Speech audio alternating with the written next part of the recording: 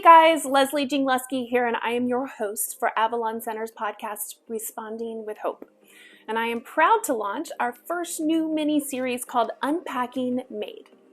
During this series, Candace Fox and I are going to be breaking down the dynamics in the Netflix hit series Maid. And Maid's been a series that's been in the topic of conversations, especially when it comes to domestic violence. It's brought attention to an issue that our agency unfortunately has to deal with every day. My work at Avalon Center invites a question, and I get this a lot. Why doesn't she just leave? The answer to that question is complicated, and the list of reasons are a mile long.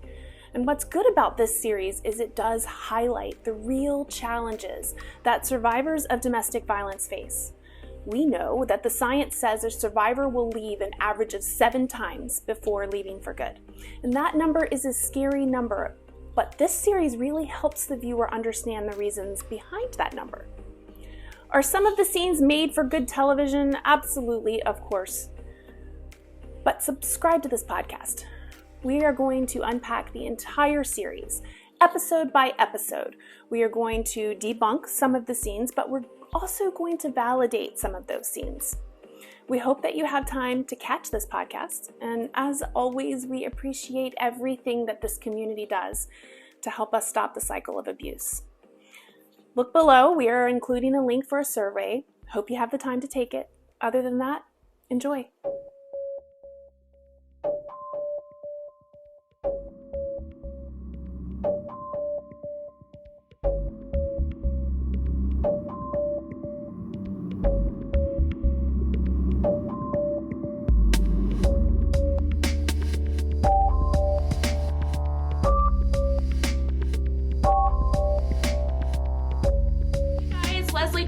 Here, and I'm with my friend Candace. Hey, I'm Candace Fox, and I'm the Youth Services Coordinator at the Avalon Center. Yep. And this podcast is called Responding with Hope, but we are getting ready to launch a new series today. So excited about it. It's called Unpacking Maid, and Maid is a Netflix hit series. Talks about domestic violence. And so we are going to kind of get through. We've got a special guest here to talk about some insights from social services. And we really want to take Maid and unpack it because Candace, you've seen the whole thing. Yes, the whole thing. Yeah. And so admittedly, I'm 2 episodes in, but we kind of did this on purpose so that I would have the perspective of not knowing the end result. So I'm 2 episodes in. So today we're going to unpack episodes 1 and 2. Yep. And gosh, it really starts out like right away.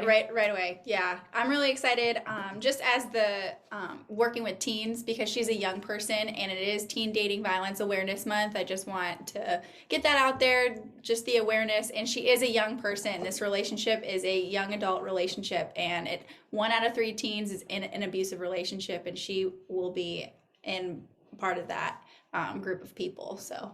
And I'm a mom, so this hits home too because I'm past, I know it's hard to believe, but I've got a couple of teenagers at home. And so it's scary, and this is a really good opportunity for us to kind of break down what is sensationalism with this series and what is actually truth, and just kind of debunking it. So we'll go through, and I noticed right away from my perspective when I watched right away, it was the dollar signs as she's starting, and the dollar signs are dropping right away because she left with nothing. Yep. And in the immediate isolation. So she went to her friend's house to go and all of his friends were there, and they had already called him. So small town. Right. I mean, that's how it happens. It's a small town. Unfortunately, the abuser a lot of times is friends. Yep. With the sheriff, the responding sheriff, or friends with, everybody else, small town. So I get it, Yeah. We talk about all of this, especially in youth services, when it comes to a healthy relationship and what red flags to look out for. And that isolation is really a key red flag. And we're talking about the power and control wheel. So I'm really excited to get into that. I think it's going to be really fun to kind of unpack where some of these signs were. And just how you were saying, a lot of times abusers are the nice people. They're the people that everybody likes. a lot of times. So I want, if survivors are watching this right now and survivors that are watching Maid, you know, it really, really shows just how realistic that could be. This person is liked, this person has a lot of friends, and just how it's usually fun and exciting at first, right? This relationship shows flashbacks of like really, really good times of them just enjoying each other and enjoying the space. And you just see like how some of the things, slow, coercive takedown of your spirit and your self-esteem. So I think Wow, say that again. A slow, coercive takedown of your spirit and your self-esteem. Right. Because we discount love. Mm-hmm. And love is a big part of it. I was talking to somebody on a previous podcast, and she said, you know, the abuse doesn't happen right away. Mm-hmm. So there's that groundwork of love that comes in there. And I think we don't talk about that enough. I think that is an important, and I think it is I think it's something valid for us to consider that, you know, I mean, I have a teenager. She's awful to me sometimes, but it doesn't mean I don't love her. Right. So I think now, while that is different, I get it. We've got to talk about that. We've got to talk about the piece. And so right away, she can't find solace in her friend, because they've already called, you know, they're kind of all friends. We've shared friends, and then so she gets back in the car, she sleeps in the car, and she realizes she can't sleep in the car. Yeah. Sheriff or the police department came and told her. So she goes to social services and was immediately, you know, I need to get some help. And so that is where we're bringing in Amy. And you are with the Department of Social Services with Middlesex County. And first of all, give me an overview of what you do with Department of Social Services. I'm in charge of taking care of families and with the children. I help with their Medicaid benefits and getting them their SNAP benefits. Also, there's lots of other programs that we have. You know, we have phone numbers for where we can help with other things such as rent, helping with car repairs, and of course, helping to pay their power bills. So we have lots of resources in the community, which we're really lucky that we can reach out to. And sometimes you're just an ear just to listen to them go through the things like we do offer. We have the RCC programs where they can go to school, you know, get an education, get your GED, and better yourself. You know, it's a great program with the RCC. We used to have them in our building, where it was really easy. If they came in, we could take them right there before COVID hit. But always they're just an email or a phone call away to get our clients into the programs that they need. Also, like child support, I can always go to our TANF worker and talk about their child, you know, getting child care so that they are able to go to school and get the job that they want, and so forth. So yeah, and just having a positive attitude and just listening. You just listen a lot, and just constantly going through phone numbers and trying to help them. Yeah, so I want to stop you right there because you said listen, and anybody who's seen this particular piece of Maid, I didn't get that from her. And for those of you who haven't seen it, we're going to try to put a clip in when we do the editing. Yes. All right. Child in your lap. She's Maddie. What? It's a Ariel that we got from a dollar store, so we call her Schmariel. Are you the child's legal guardian? Yes. Can you prove that? I could show you my stretch marks. Are you currently under the influence of any drugs or alcohol? No. Are you sure? Because you look strung out. Nope. We slept in the car last night, so... So you're homeless? No. No, I wouldn't say that. So you have a home? I had a home, and then we left it. so she goes to social services and she sits down, and the challenges that were there. So break that down for me. Talk to me about some of the challenges that she presented. One of the first challenges was, where am I going to go tonight? Yeah. Where, I need shelter tonight. And then so tell me about what you think her response was, and how it maybe is different, or maybe it's the same. I don't know. Yeah, she, well, first of all, she looked like she was sitting there in judgment, trying to answer, like not even ask the questions to get the answers from the girls. She was assuming, oh, so you're home. Oh, so you're homeless. You don't have a place to go. You don't have a place to go tonight. Don't you have family you can stay with? He was abusive. I can't go back there, is what she was trying to say. I'm scared.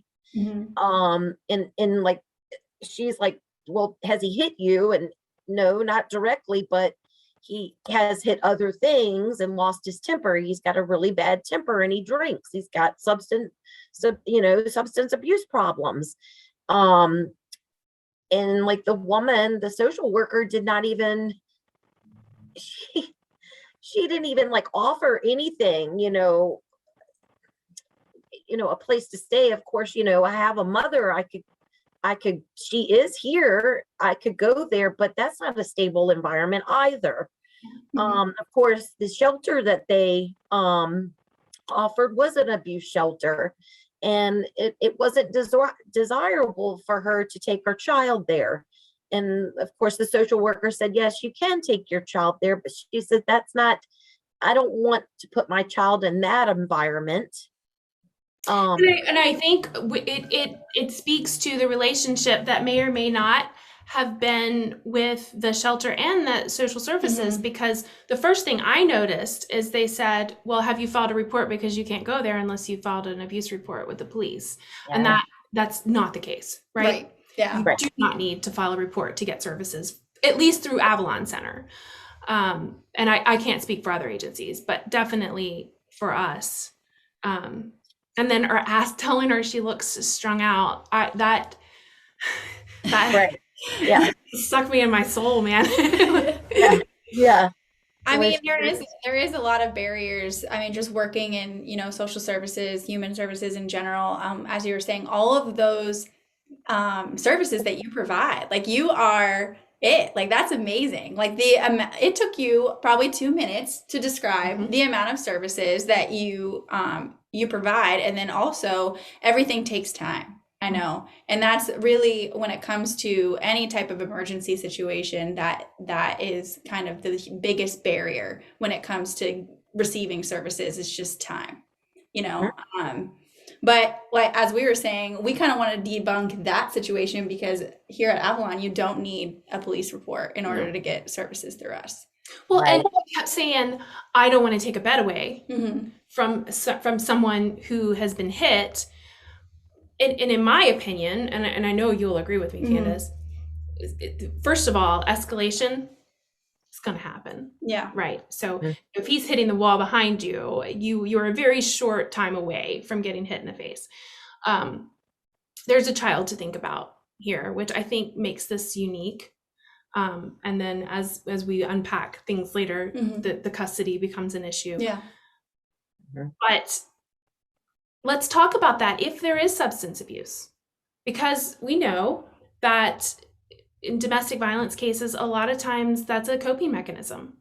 So how would that change? Because I don't want somebody who may or may not, that you're just adding problem, that this is an onion, right? And you're peeling it back. So how would you guys handle if she said, I do have a substance abuse problem. I'm ready to get help, but I do have a substance abuse problem. How do you guys, as far as social services, how would you handle that? Well, I would go and grab a service worker and let her speak with them. And then of course they would recommend getting her into a program with the CSB so that she does have that backup. Someone, a counselor to talk through those problems that she, has come into. And also the main thing is, it was almost like the social worker that was helping her just kind of threw everything at her at once. I mean, you've got to start. Let's start here. Let's get you some food. And Yeah. let's get you some food so that you can feed your child, and then we're going to figure out where you're going to spend the night. Somewhere you need a good shelter, a place, a roof over your head where you're not sleeping in a car, where the child isn't traumatized as mommy, why are we sleeping in the car? Right. And all of that. So you've got to go through those. You've got to do one step at a time. Here, let me help you fill out your application and start from there. Yeah, she's clearly fleeing. Yeah. Right. And okay, so I'm going to give you a job interview. Here you go. I'm sorry. I need you to get there. Yeah. I need you to. One of the things that I wrote down watching it, which was, she was saying she needed 2 pay stubs for subsidized housing, right? Okay. She's never had to work before. She's had that The support. isolation on the power control wheel, which we're going to go through later, is a big tactic that a lot of abusers will use because it's very effective. It's subtle. It is subtle, and it's over time, like we had just talked about. I also wrote down, abuse is like mold. It grows, it's subtle. She spends less time with her family. She spends less time with friends. She moves into the house. Everything's fine. And then all of a sudden, oh, I have to stay home. Oh, I'm getting all my money from you. Oh, I have nothing of my own. The only thing that I have is this car. Everything is fine. And then what? And then she wants to get out, and where does she go? I don't have no type of support system. I have no friends. I have no family. I have no school because I decided not to go to school. And this poor girl goes to the one place that can help her, social services. And I just felt, and because I know that they would never receive that kind of judgment, especially in Middlesex County, but any of our, we'd never receive that kind of judgment. I felt like throwing my chips at the screen because it bothered me so much, the amount of judgment. But the first thing I thought was, gosh, she'd be better off with him. If that kind of judgment, and that, yes, it was like she was pushing her back. Yes. That situation instead of helping them, pulling her out. And another thing I noticed too is they were kind of out in the open with other people around. They had no privacy, and that would really make me feel uncomfortable if you're sitting there talking about your problems with someone trauma informed, at all, which is you guys provide and what we provide as well. But even the applications are confusing for me. I mean, I have a master's degree. Like, come on, like, me too. Like, I'm gonna look at that and be like, especially all that how many hours do you think that girl slept the night before? Not any. It's just amazing what we need in, just society, and just having this awareness, and just you being on the call of just like saying like, hey, we're out here and we're here to help, and like what kinds of services that you can provide, and then just navigating the system as well. Like I just mentioned, you mentioned so many different services. How do you navigate that all the time? That's why you just got to start with the first thing, check it off your list, make a checklist of everything, what your client's going to need to make their day better, make their week, their month. And to feel safe. Right. And to feel, I think us as women tend to need help is a sign of weakness. Right. So I feel like, and she kept saying that, but I'm not a DV victim. I'm not. And then, well, have you called the police? And what am I going to tell them, that he didn't hit me? Yeah.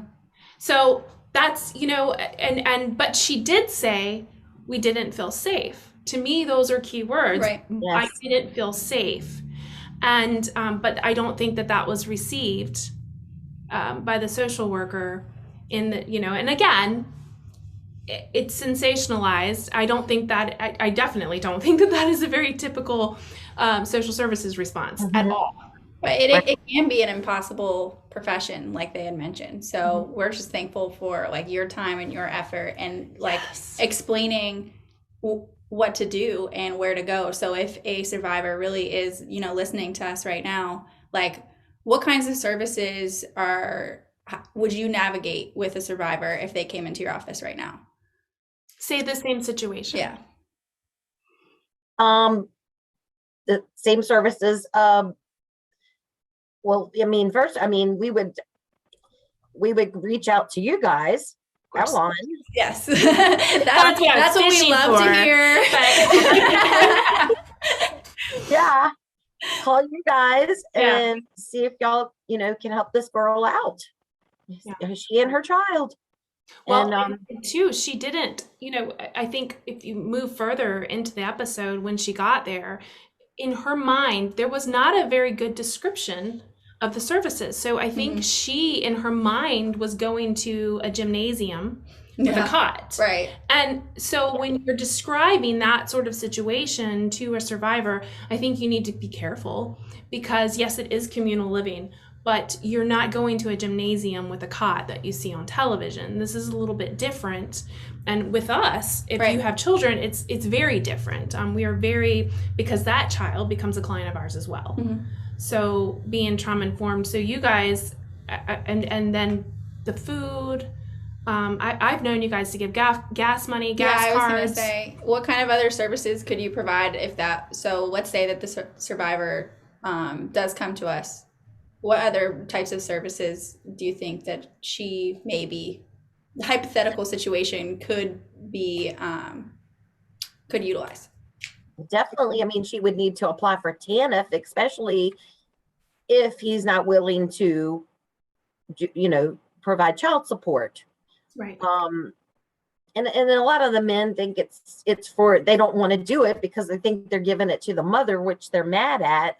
You know, oh, you're going to go get your nails done or something. No, I'm providing for this child just as if I was under the same roof with you. Right. You know, food, shelter, clothing, all of that. And we got to think about the little Barbie she was holding too. That costs money. Right. Like we were Yeah, talking about. and she got that at the Dollar Tree, which was Right. $1. Wasn't Right. even the mermaid. They gave it a new name to Yeah. make it special.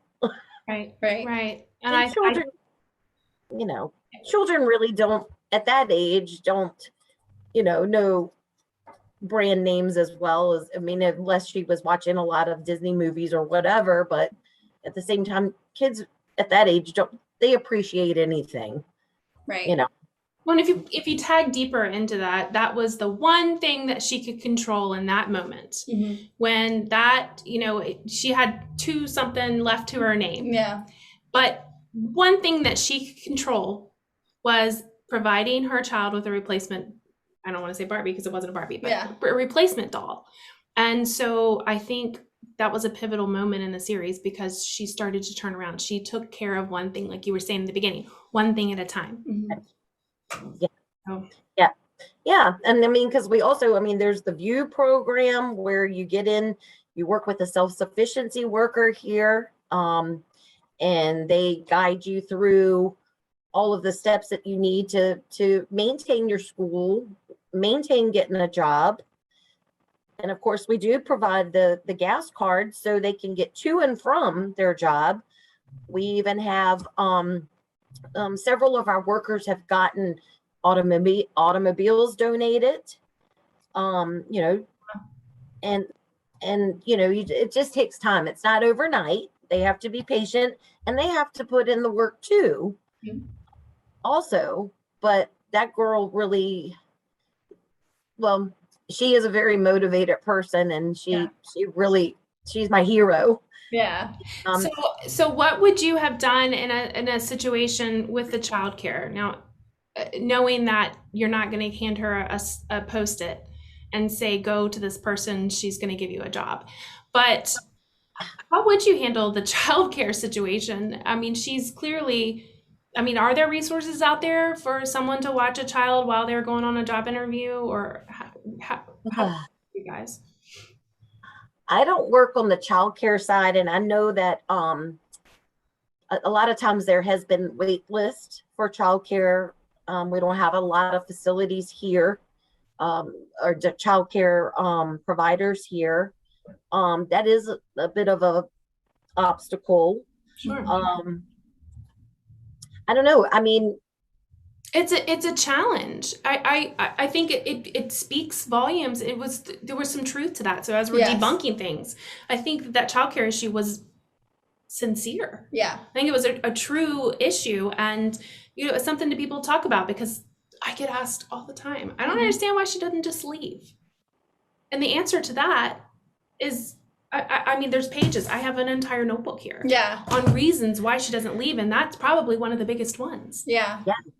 I The know. education was key, and like we said, it didn't happen overnight either. Just like the services don't happen overnight. Time is really the biggest barrier when it comes to a lot of the things that we're talking about, whether it comes to domestic violence or social services or just resiliency in general. Like time is that big barrier.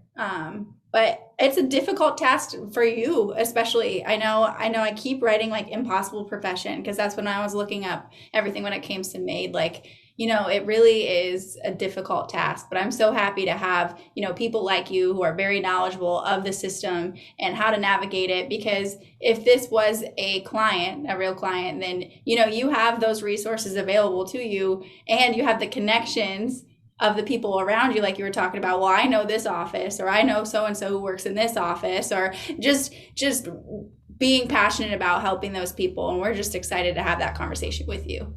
Yeah.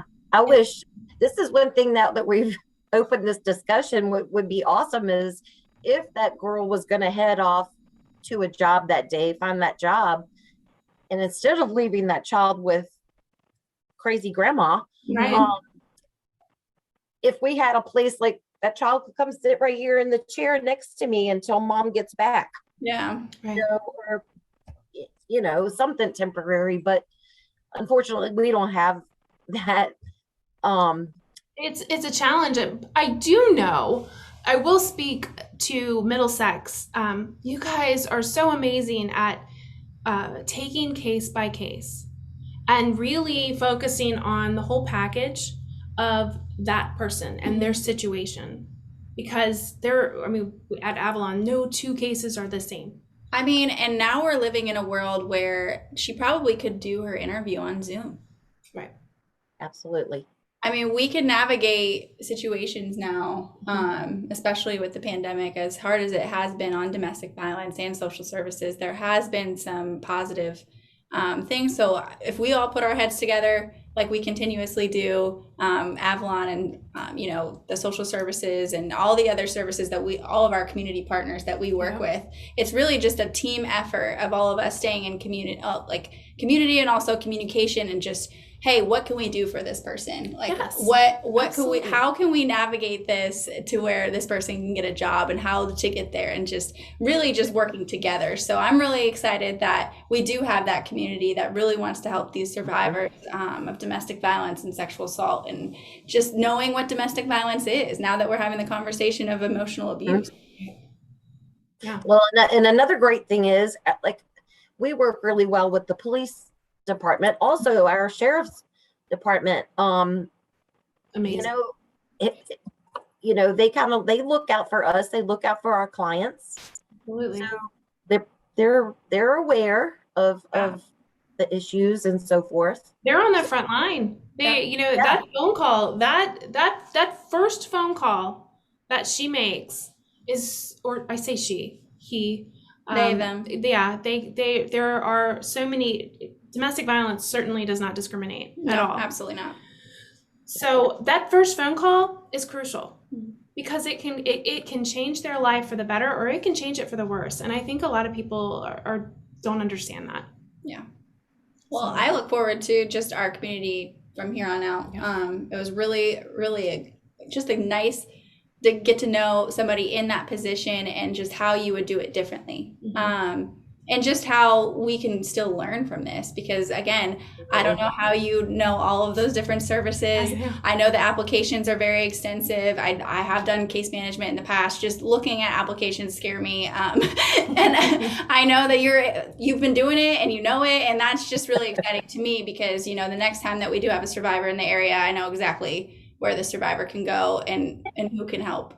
And who wants to help. So. And I called Rebecca today and I told her what we were doing, and she said, "Oh, this has been a great topic at the office." Yeah. And she immediately talked about you, and she's like, she would be perfect for it because she knows exactly. And I don't think Rebecca had seen it, but she said, I know the scene you're talking about. I know it in detail. I haven't seen it, but I know it in detail. Yes, we talked about that. Yes, absolutely. Well, you guys are amazing, and I've taken up so much of your time today, but thank you so much for diving in a last minute. Literally 3 hours ago, I called and asked you to do this, so I really appreciate your flexibility, and it's my pleasure. Middlesex is lucky to have you. Yeah, we're looking forward to more conversations too. Oh, sure, yeah, anytime. Absolutely. All right, you take care. Have a great one. Thanks. You too. Bye-bye. Bye. Okay, so that was awesome. Yeah, we just got off the phone with somebody who's super knowledgeable about the social service system, and like I just literally keep saying it over and over again, just because I do have that background of case management, and just like it can feel like an impossible profession. Like it can feel like there is not, like you're in this like rock and a hard place or whatever, and you can't help somebody, but just knowing the right people and just making your own community of human services and social services people, like you really, really, if everybody is in to help the client, we really can find the right services, and it's not going to be this, just all this shame and judgment like you had seen in that one. And the shoulder shrugs. Yeah. Like, gosh, it really did bother me. And even my husband was there when I was watching it, and he just kind of cocked a side eye. He doesn't know a lot of what is involved in what I do, but I don't believe now, maybe 20 years ago, maybe it was a little bit more challenging, but I really don't believe it. At least I know with our partners that it is not that way. There are challenges, and there are a lot of if this, then that. Yeah. To navigate, but I feel like she was overwhelmed too. Well, the caseload, I'm just remembering, each city, has different amount of caseloads and the amount of services that are provided. And then each year, there's different money that goes to different areas. So the next year you might not have that funding for that certain service that you like to utilizing for people. So yes, it can be a lot, but that's why we practice so much self-care. That's why we're so aware of just the profession that we're in. And that's why I'm just so excited that we have these community partners that are just so willing to help. And that she said Avalon right away. Like that's what we need. And that's what the awareness is about. And that's why I'm excited to talk about this, because, emotional abuse is domestic violence. Absolutely. When she was talking about it, and she was like, well, she was hinting at it like she wanted her to say it. And I think just maybe more education and having that conversation with her of like what emotional abuse is, and like just giving her examples and going through the power and control wheel, or just linking her to a place like Avalon and just having her talk to them on the phone, just to get more information, instead of hearing her say, well, he didn't hit me. Well, and we hear that a lot. Yeah. He didn't hit me. And it usually starts out that way. And it's a lot I was amazed at the flashbacks with him hitting the wall behind her, because how often do we hear that? Right. Didn't hit me, hit the wall behind me. And so that is just, but let's rewind a little bit, because we had Amy on here.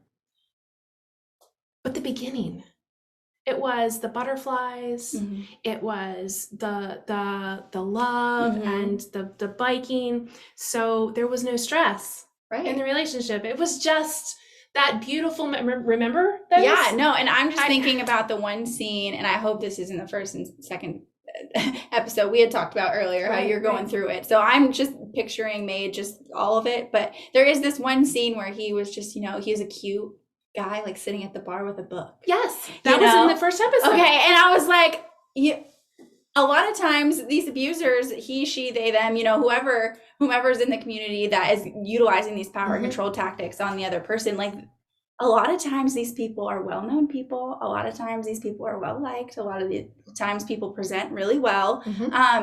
So of course, when she goes to these friends, you know, they're saying, "Oh, stop being a bitch."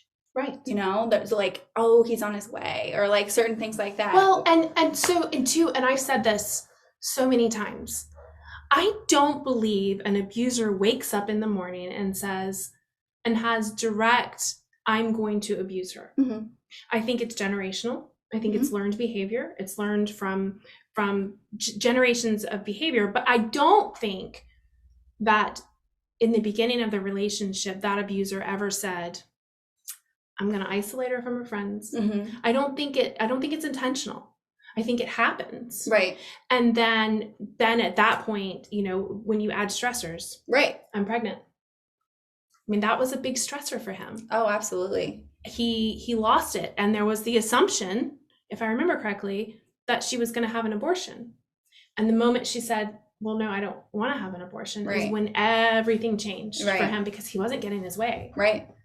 So, and that's what we talk about it, you know, just the youth services, just lens that I'm always on when we're talking to students and young people, and especially this age demographic of people. When I talk about the power and control wheel, you know, we all want power and control in our lives. You know, it makes sense. This is a natural type thing. Like, I want to know what's going to happen next. I want to feel confident and happy. And there are ways that you can do that. And a lot of times you really need to be conscious of these ways so that you can pick it out in your own behavior. Like you had said, hey, I don't wake up one day and say like, "Oh, I want to isolate this person from their family and friends," when in reality, I'm just so insecure that I don't want, you know, my partner to be around these other people, because I am not okay with myself enough that bad that when this person is just with me and only has me, it's making me feel better. And that initially, the red flag was right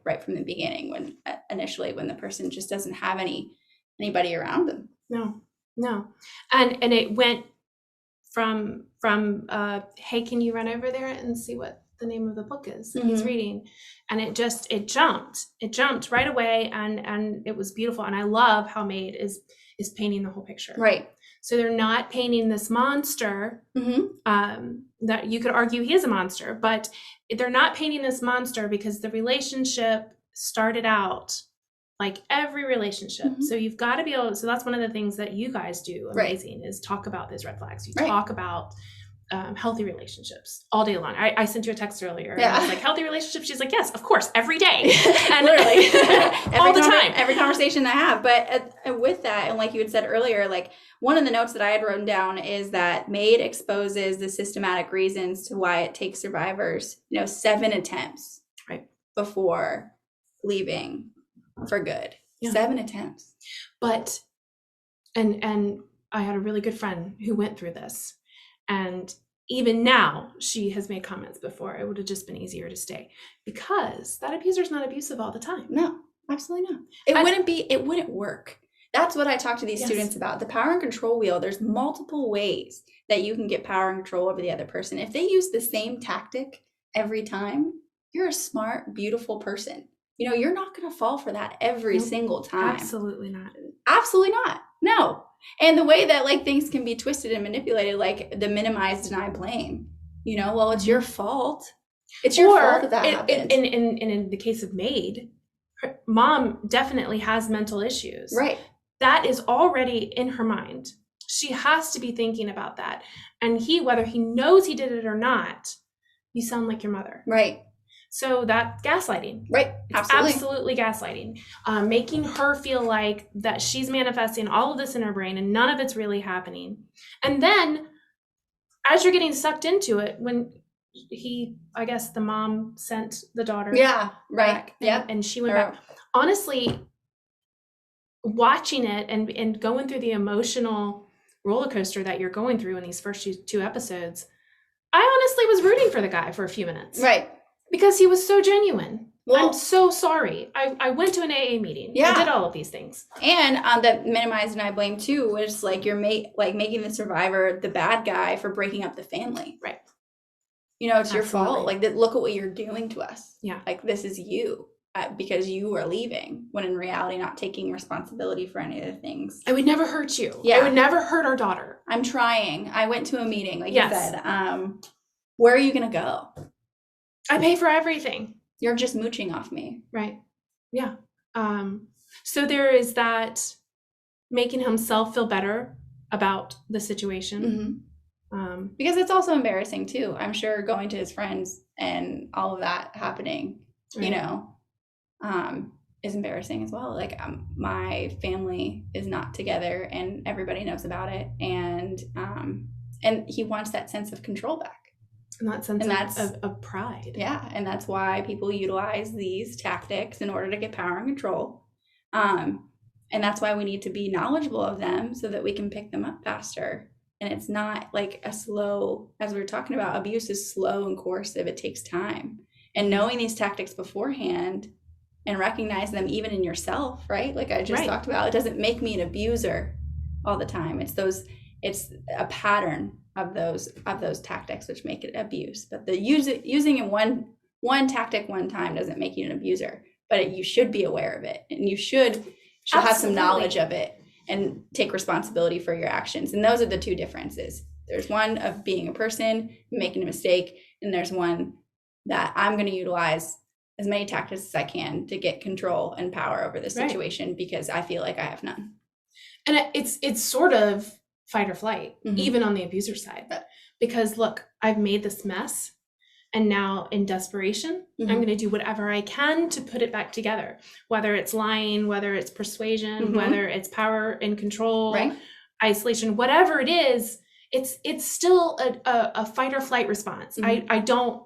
I need everything. I need it to be okay. I need everything to be okay. So then the hole gets dug deeper. Mm-hmm. Right. And then you could see that even in the text messages. I just remember in the first episode when he's like going off. And a lot of these text messages saying like really threatening things, you know, like come like all these bad things, and then, you know, changing his mind, like, oh, just please come home.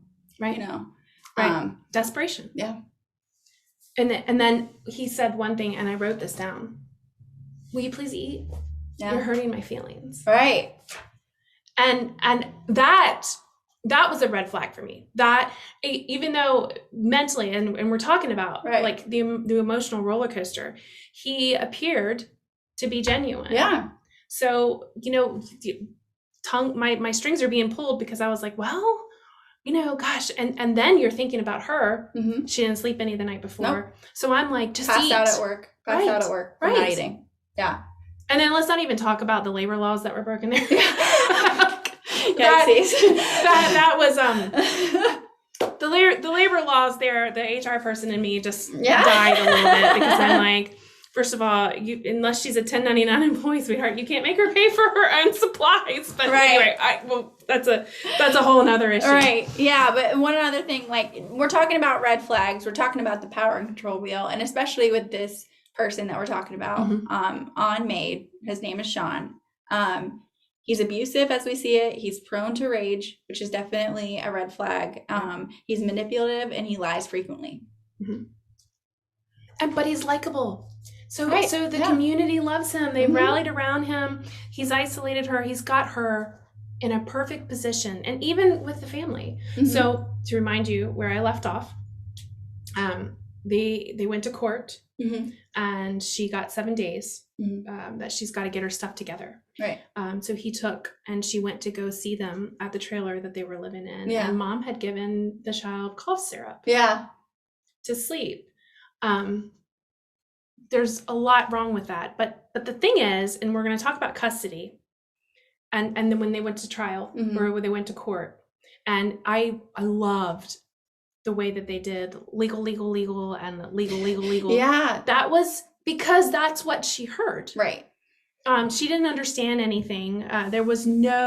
She was by herself. Right. He came in with his entourage of supporters.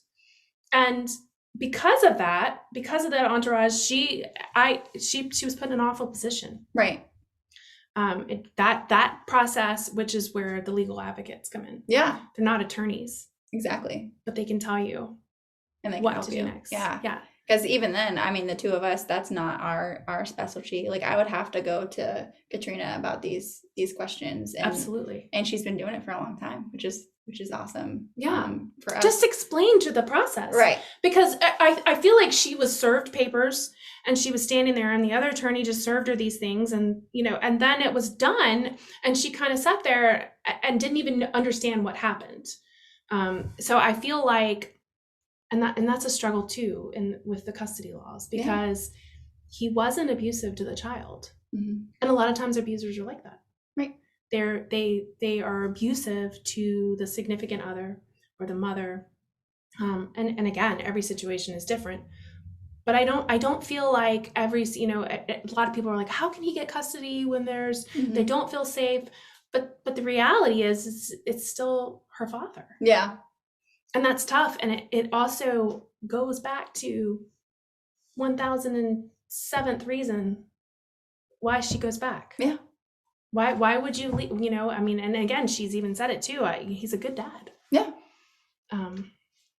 Yeah, it's just, I think it really does do a good job of just depicting like what kind of situation somebody could really be in and just how hard it is to get out of it. But that's why we wanted to really it's not even debunking, I guess. It's just, we want to like inform people that if they were in our service area, what types of services we could provide, and really just educate everybody about what domestic violence is, what emotional abuse is, because though she's sitting there, saying like, I wasn't abused, like I wasn't hit, when in reality, we just pointed out so many different areas on the power control wheel that this person was utilizing against her. So yes, that was abusive. What you went through was abusive. It's not the picking glass out of her hair. Out of her hair. That's not something that anybody should ever have to do. No. And so what he's doing is he's put her in this position where she is not ideally taking care of her daughter. And now he's going to use that against her. So they're in court, and I don't know what happens next. Yeah. But the accident. Right. That was scary. It was so scary just thinking about it. I mean, Leslie, you have the having children aspect to that, because she just wanted to stop, and just so many things in her life were just going wrong, and like it made sense, just to fix it in that moment, but just how dangerous just fixing that. She hadn't eaten. Yeah. And she hadn't slept. Nope. And she's obviously in crisis. Right. But in that moment, she could fix the doll. Yeah. And so bad decisions were made. Absolutely. Right. That was a bad decision, but those bad decisions were a result. I mean, I know I've never made a bad decision. I don't know about you, but never in my whole life. Never. I've never been sleep deprived or hungry and put myself and the people that I care about in danger. I've never done that. No, I have never. But that's what stress does. And that's when we talk about being trauma informed. That is such a big piece of it.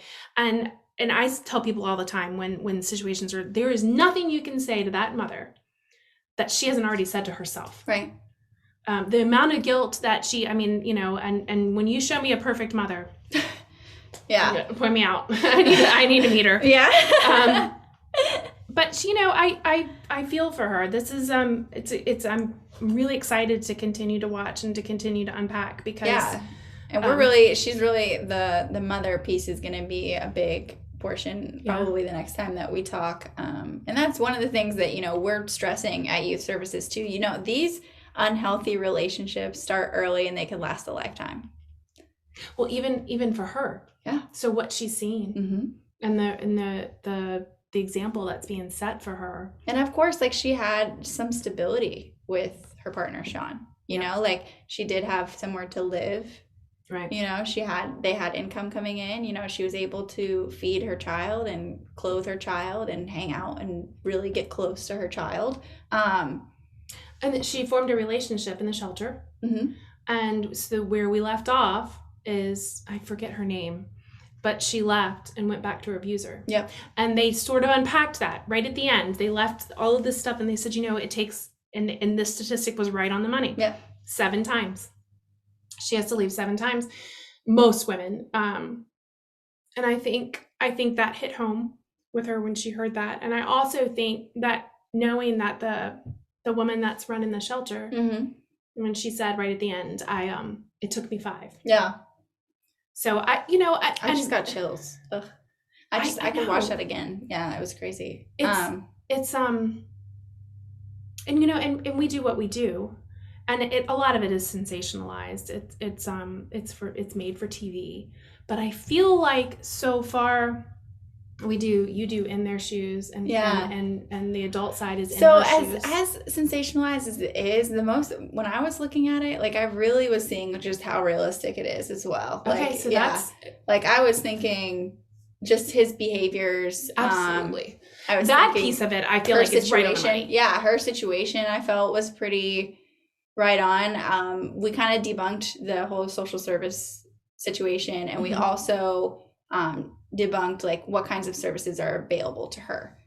If that same situation were happening in one of our 13 counties, we would hope that this person would be educated and aware, especially working with the social services partners that we do have, of what our services are and how somebody can get our services. Oh, you know what I just remembered?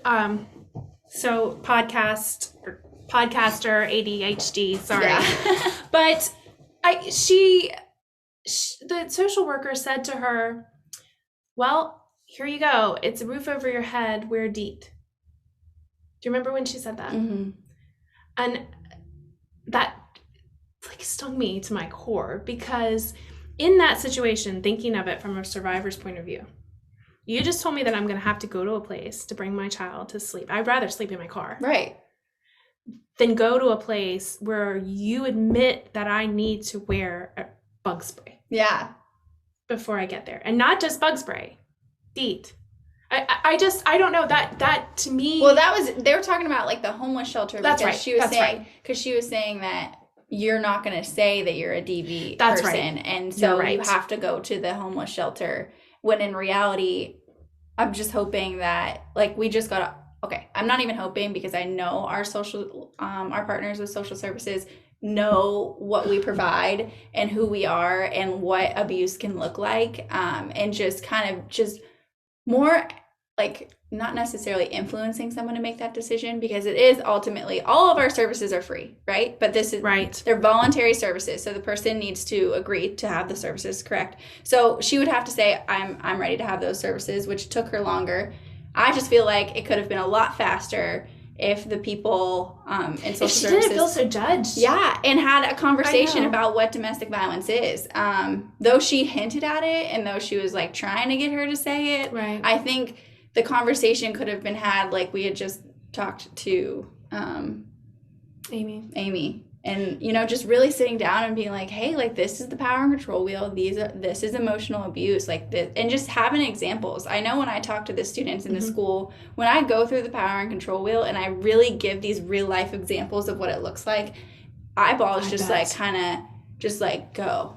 Like, if it's not happening in their life, it's happening in somebody's life, and or at home or like whatever, and they're just recognizing, oh, that's what that was. And especially with teenagers, and now this was the reality, and you saw it with the other the acquaintances that she's met along the way. The cell phone.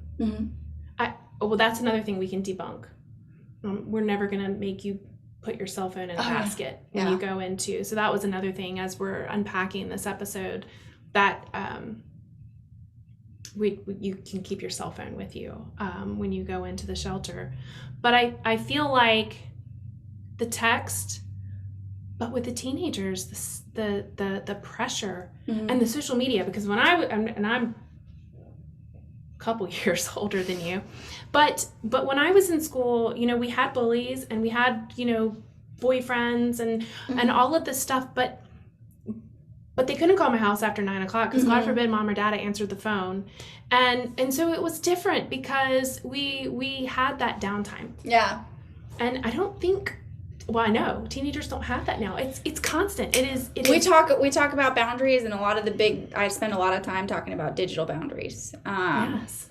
Yeah, I really like on the iPhone. I know not everybody has iPhone, but you have that focus little part where you can put it on silent type. I use that a lot, just when I'm in my own head and I just kind of want to be by myself and spend some time alone, just not to get those notifications. But yeah, digital abuse is part of power control as well. Like, this is how people get power and control over you, of just having that 24-hour, 7 days a week access to you. And while we're talking about the iPhone, and I'm an iPhone person too, but I know that Android has the same things. But from a parent's perspective, I have full control of, now they are smarter than me, so they are evolving, and I know that eventually they can it can be harder, and they'll navigate, and that's just where becoming a parent, that's totally off topic, but knowing what your kids are doing, and knowing what, and not violating privacy, and giving them. I heard something the other day. It said, if your children, don't interfere with your children doing something dangerous carefully. So it was interesting. But when you're talking about, if you wrap that back around and you're talking about healthy relationships, I think that doesn't apply. I feel like you need to, because we're going to make mistakes. Right. Just like what I mentioned, like just being aware of your own behavior. Like, I think when I first learned about the power and control wheel, I'm teaching that to the students and young people. And that's why I wanted to be on this podcast, because, it does reach, this particular age group does reach youth services. She is a young person, college aged. Right. So she falls into, our category of people that we serve, and just having this conversation of what abuse looks like, what emotional abuse is, what the power and control looks like, and just recognizing that the red flags in other people, but also in yourself. Like, we want to make sure that we are having healthy relationships with the people around us. We are not utilizing any of these tactics as well. And we're building a good support system. We're not isolating in ourselves. This is a good example of, hey, my partner is my world, and they're amazing, and I moved in with them, and I have all the same friends as them, and different things like that. And just seeing how dangerous, that really could be. And just making sure that, okay, we do have the same friends. These friends are nice. I like hanging out with them, but, let's make sure that I have other people in my life too. Let's make sure that I have other friends and other hobbies and other interests outside of my partner, just to make this relationship healthy and safe. Because though the partner might be the best person in the world and you do want to spend all your time with, we want to make sure that we're maintaining a healthy relationship, not only for yourself, but for your partner. We want it to be long lasting, right? I'm talking to these students and these young people about, yes, we want long lasting, happy relationships. And with that, means boundaries. Boundaries are a part of a healthy relationship. Boundaries are so important. And I can tell you, it doesn't stop at the relationship. No. The boundaries continue through marriage. And it can be more difficult when you get to that marriage piece, but those boundaries, gosh, and having family or a friend or somebody who, I don't want a solution. People don't want a solution when they're talking to you. If I were to call you on off times and complain about the day, I'm not asking for a solution. Yeah. Right? Because I'm going to figure it out. Right. I'm going to talk through it. This is expensive therapy talking about it. Like, we're going to talk through it. But I think those are so important. And that's where, when we go back to Maid, she didn't have any of that. She didn't have any of that. And that's a huge red flag, Yes, absolutely. And like we said, it does take time. So just recognizing that sooner rather than later really puts you in a good place. And you want, like we said, she probably wanted that relationship to last and be happy and be the butterflies of all the things that was there. And that's part of it. And I don't know. I'm just trying to think of other different red flags. His temper. Drinking was involved. Yes. We could touch on that really quick. People that are I mean, it's over the age of 21, it's okay to drink, but we want to make sure that we're doing things safely. And if this person is taking it to the extreme more than once, and this is when the person becomes abusive or raging or behaving in a way that is unsafe, then that's most definitely a problem. Yeah, but don't you think, but don't you think that it comes down to your gut? Mm-hmm. I wrote that. Did you? Yeah, I did. Great. Yeah. I think it comes down, I think we discount our gut. Mm-hmm. A lot of times we're too smart for our own good. So we are animals at heart, Mm-hmm.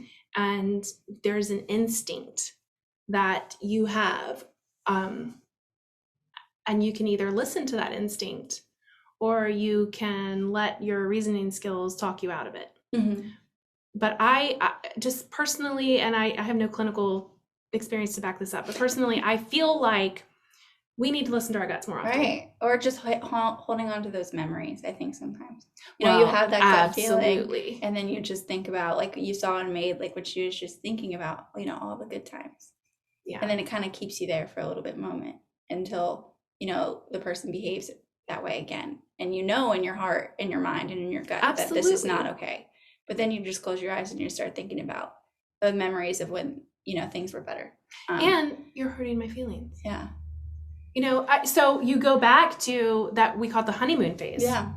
Where, I had a really good friend that went through it, and it was always, you know, the honeymoon phase is, gosh, you want it so badly. Mm-hmm. So I think if you want something so badly and it's presenting itself right there to you, and you have a warm bed to sleep in, and I'm just going to fix it tomorrow. Yeah.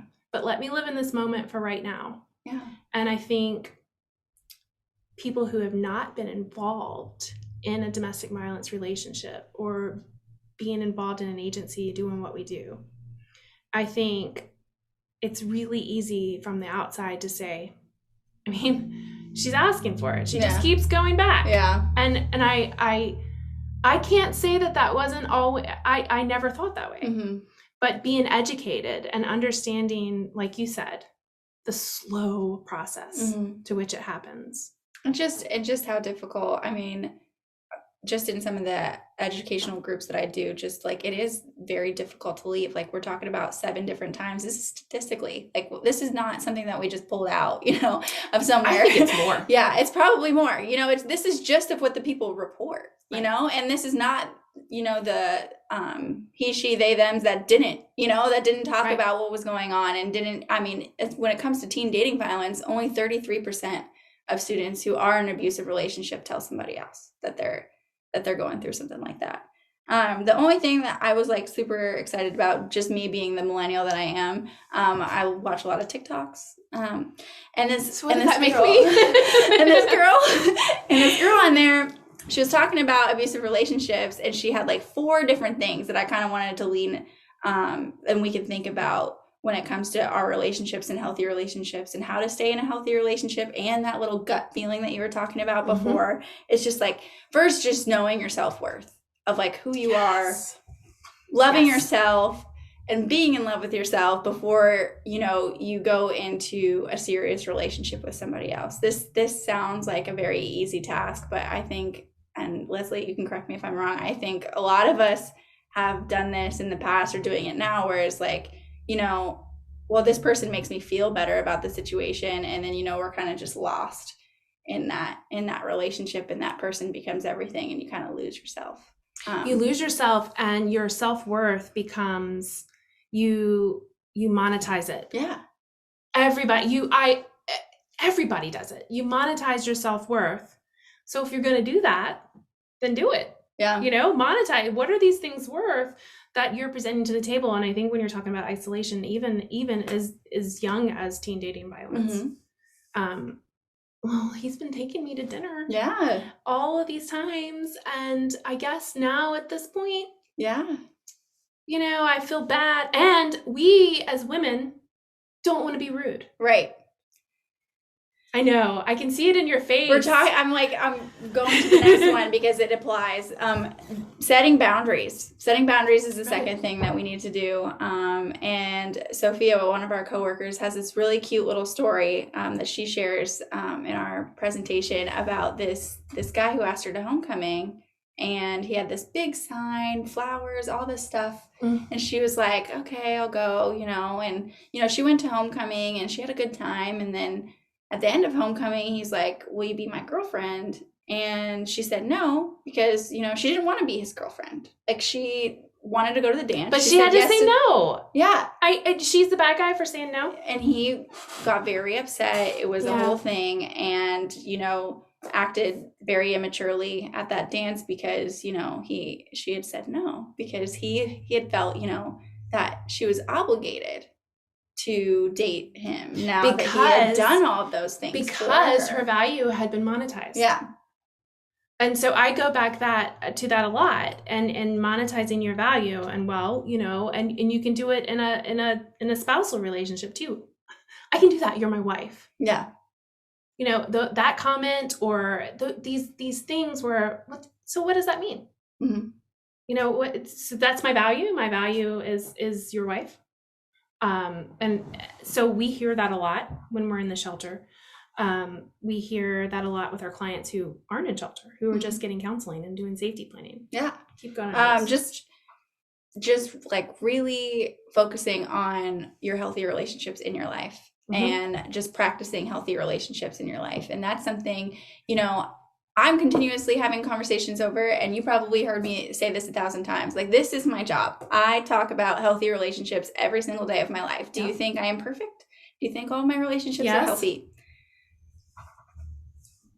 Yes. No. God, ask any of the people in my support system. This is hard. Setting boundaries is hard. Having the conversation is hard. Communicating is difficult. I'm thinking about, I consider myself such a great communicator, but then when I talk to some of the people in my support system and they're like, what are you talking about? Like, I know. I was like, what do you mean? Why is it that you have this professional, personal life little gray area here? we gotta practice that in our personal lives, and knowing the information, being aware of it, and then practicing it intentionally. Healthy relationships are intentional. They are intentional. You have to practice it. It's not, and it's constant. It's not, let's do 2 weeks of this and then I'm good. Yeah. You could do that with your laundry. Right. But not your relationships. I think they take work. And I think we're all a product of generational abuse. In some way, shape, or form, whether it be, let's be honest. You listen to songs that I listened to way back in the 90s, in the late 1900s, as somebody said. Yeah. Oh God, it was terrible. That TikTok really just hurt my feelings. I know. But so we how much as a society we've grown. And some would argue that we're more divided now than ever, and we're not going to go down that road. But one thing that the society has evolved to is understanding mental health. I think we are not there yet. But I think we are headed in that direction, and mental health is a huge part of domestic violence. And we're looking at this right now, especially when it comes to me. Like, look at the people in her life. Like, her partner is suffering from alcoholism. Her mother is, I don't know her diagnosis, but it's either schizophrenic or probably bipolar depression, something with a lot of manic. I'm guessing, but I'm only 2 episodes in. I don't know if it comes out later that she's... And I don't know if they ever even really say that. I was just kind of reading different articles online, but it's something with a lot of manic behavior. Again, we're not clinicians. No, but in her, and neither is she. But her, in the back of her mind, I don't want to be my mother. Which her abuser, the same way. I'm sure he's probably like, I don't want to, because I bet, now I don't know because I'm only 2 episodes in, but I would bet if there is a background story that shows up on the abuser, he in fact was abused growing up or saw it. So I haven't gotten there yet, but I'm guessing. I would also guess that at one time or another, he said, I'm never going to be my father. I'm never going to be my mother. But I would also guess that with her, because she's 9 different high schools. Mm-hmm. So her self-worth has been damaged her entire life. Right. She's never had any stability. Absolutely not. And they really get into that later. Yeah. And just how unstable it was. So this is something to look forward. And we do in our educational groups, like how to build a support system if you don't have one. Because realistically, like we're looking at her life, and like how do you go back there? I know, because she didn't have, so I am in a situation where I went to high school kind of around here. So I do, if I were to ever have myself in that situation, I have people that I could reach out to that I hadn't talked to in a long time, but kind of reestablish those relationships. Doesn't sound like she has that. No. And those people that she was tied to, like when she first went to the house, like they're all tied to him. And then a lot of her flashbacks go back to like when they were hanging out and like what kinds of things that they were involved in and different things like that. Whereas like it just wasn't her life anymore, especially because she had her child and wanted to do best by her child. And we joke in my circle of friends, we have some couples that have been divorced, and we joke with them and we're like, oh, we got you in the divorce. And that's fun and games with us, but it does bring a real challenge because that support system that you thought you had. So then it becomes, were they your support system? Because they weren't. Right. If the abuser got them in the divorce or got them in the breakup, right. So it's more obvious that there was isolation there. Yeah. And then admitting as the survivor, being able to admit, there's a sense of pride there. And again, back to the weakness thing. Right. Our whole life have been told that that's a sign of weakness. Yeah. Just asking for help and just wanting help, and then just the stigma of social services, and then having to go there and the stigma be there, like right. Like white trash is what she was thinking that she was, like just all of the things. Well, they did that flashback. Yeah. Where you're homeless, jobless piece of white trash. Yeah. And that's not really what the social worker said, but that was what she felt like. But the social worker could have done a better job in debunking that and making her feel like she wasn't. And that's why we wanted to have Amy on here earlier, saying like, hey, there is that stigma out there, and you might be scared to ask for help, but these people really like care about people and want what's best for you and want what services are best for you, because not all services are best for each person, and it's circumstantial. Right. The situation that you're in is circumstantial. So and I said this before, and I truly mean it, she is putting a lot of blame on this of herself. So there's a lot of blame going on, internal struggle with her. This is my fault. These are the consequences of the actions that I made. Well, also that's a result of the way that she was probably spoken to in her relationship. Exactly. If we're going with the power and control thing. Exactly. A lot of times, to have a good person in your support system, you had talked about a friend going through domestic violence. Like a lot of times you just want to tell the person, oh, well, you should just leave, or you need to do this, or you need to do that, or this person sucks. Like I know. A lot of like those are naturally some things that you want to say, but in reality, you're just speaking to that survivor like the abuser speaks to them. Just trading one power source for another. When it's really, you need to empower these people to, these survivors, these people, these beautiful, wonderful, awesome human beings, just to make their own decisions and just to kind of like empower them to get that power back. And also, that day that you're talking to them might not be the safest day for them to leave. Right. And who are we to judge that? They are the only expert. I really wish I would have wrote it down, but when I was like reading earlier, a lot of times domestic violence situation, and why we're so passionate about our jobs is because, the end result of a lot of these relationships is death. And we're not just saying that just to scare people or to really think like, oh, the fatality rate is awful. The murder-suicide is rampant. in domestic violence. And, you know, this situation, as we're going to go through all these episodes, does come out pretty amazingly, but a lot of times that doesn't happen. And that's why we want to be aware and educated and just of what domestic violence is, what services are available, and just how we can help survivors. Because especially when it comes to teen dating violence, like we're talking about it this month, 1 out of 3 teenagers in an abusive relationship. 1 out of 3. So knowing what to say and what to do and what resources are available, if you're not going through it, your friend might be going through it. And if only 33% of students are saying like, hey, I'm in this relationship, then let's be aware and let's be knowledgeable of what services are there so that we can direct the person and empower them. And let's talk about, do you know a woman our age or younger that has never been on the back end of some kind of dating sexual violence, even as minimal as being slapped on the ass? Yeah, I don't know one. And that's and so it goes back to the education piece and boundaries, right? Because I can remember even being in like middle school and high school, boys will be boys. And not standing up and saying, you know what?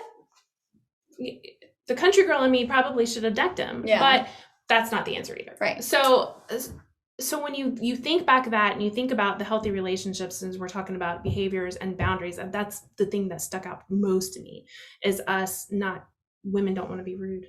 I don't want to be rude and tell you, but also like, that I'm uncomfortable. We have the stigma with men too, you know, like just like not reporting. Oh, it's not abuse. Absolutely. You know? We're talking about emotional abuse here. And when I go through the power and control wheel, I like to utilize tactics that I know women use because it's happening and it's abusive. And these men are in some dangerous, very dangerous from learned relationships. Behavior. Yeah. From learned behavior. And if you think for a second that women can't abuse men, the data just, and I don't even think the data is right, because unfortunately most men aren't going to report it. And then that's why I like to go through it, and just from both perspectives of just like of everybody's perspectives, even the LGBTQIA plus community. Absolutely. You know, there's a specific power and control wheel that we go through with those types of examples as well, because, you know, as you mentioned before, and something that I'm saying in all of my conversations is like, abuse doesn't see race, gender identity, sexual orientation, where you came from, how much money you have. You know, this is happening. It doesn't say 1 out of 3 rich kids. It doesn't say, you know, 1 out of 4 white girls on campus. No, it says 1 out of 4 women on campus are sexually assaulted. Like that is a statistic that has not come down, that has not moved. Despite any of the, you know, Title IX and different other changes that have been happening within the last few years. And getting into sports. I mean, the Olympics are going on right now. And I had the privilege of talking to Arlene Lemus a couple months ago about that, and that the relationships there. And one of the things that she said that really stuck with me was these coaches that were abusing their student or their athletes. The abuse happened, but then you still have the 10 years of coaching. So you still love that person. So there's still that relationship, and that in your mind, they made a mistake. So I think, and she said it too, we discount that.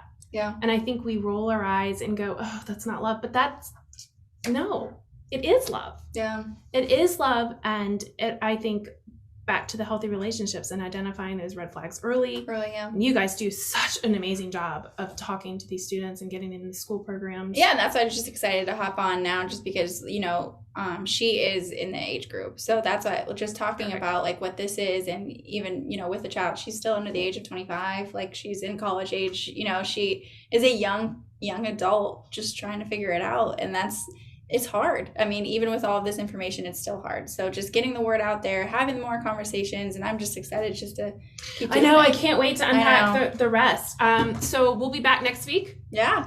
I'm gonna do my homework this week, and we're gonna be back. And so I hope you guys stay tuned, like and subscribe. We're also gonna put a survey at the end of this, so it would mean a lot to us. We're a nonprofit, Right? So it's very helpful if you guys fill out the survey, tell us what you learned, be honest.